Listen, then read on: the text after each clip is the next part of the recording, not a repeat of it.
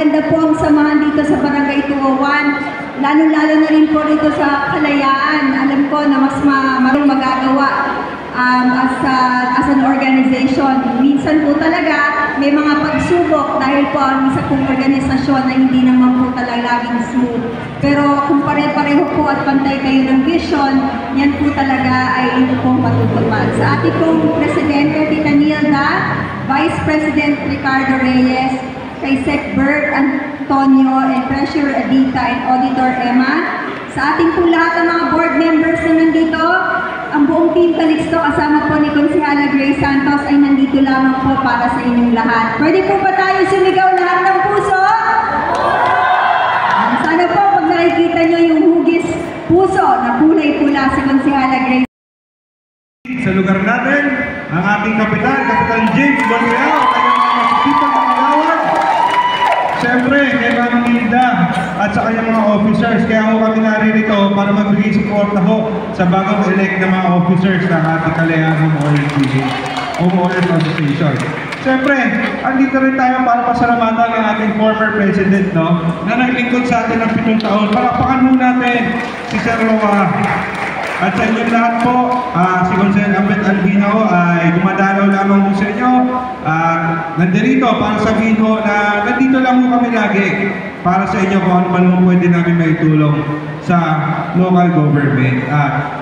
Nagkakaisa ho kami ng buong Team Calixto.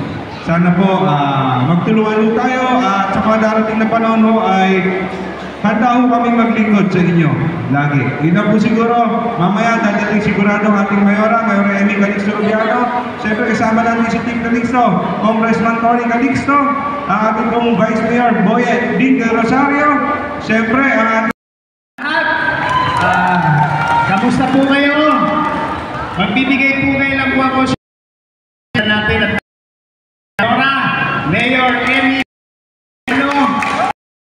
po ang ating napakasipag Kap James Bonte, ang ating mga kasama po Councilor Ambet Seho po.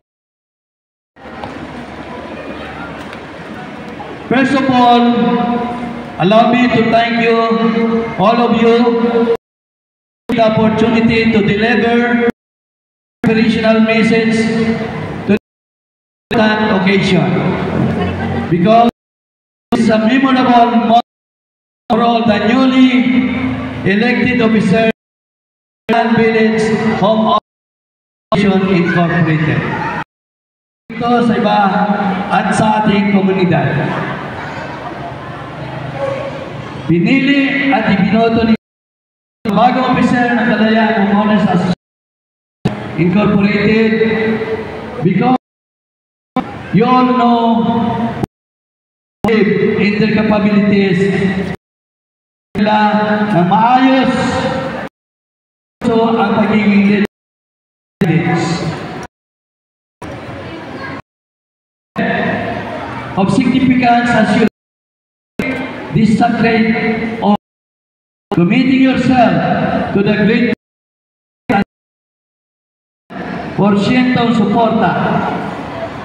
Congratulations sa Village Homeowners Association.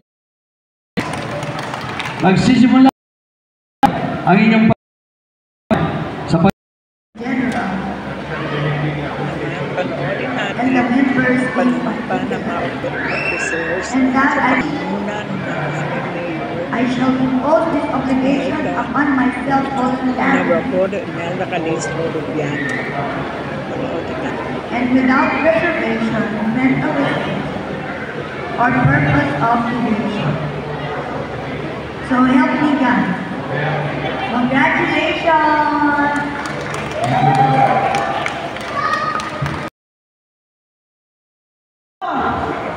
Ating pong ipakilala sa inyo ang kauna-unahang babae na mayora sa ating lungsod Pasay. Ang ina na walang sawang tumulong sa atin. Alam niyo naman, pag nanay na natin, hindi mahindihan ang mga anak. So, ladies and gentlemen, I am proud to present to you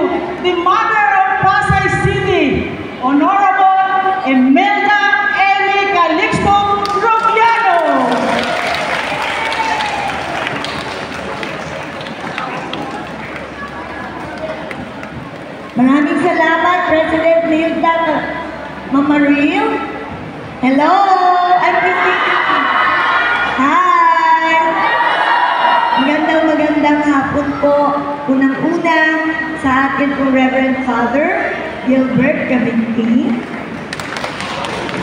sa ating mga kagalang-galang na mga barangay officials, kapiling natin, Kapitan James Pontilao, sa ating mga kagawad, Kagawad Tonya Seron, Kagawad Bong, Kagawad Penny, and Kagawad Bong.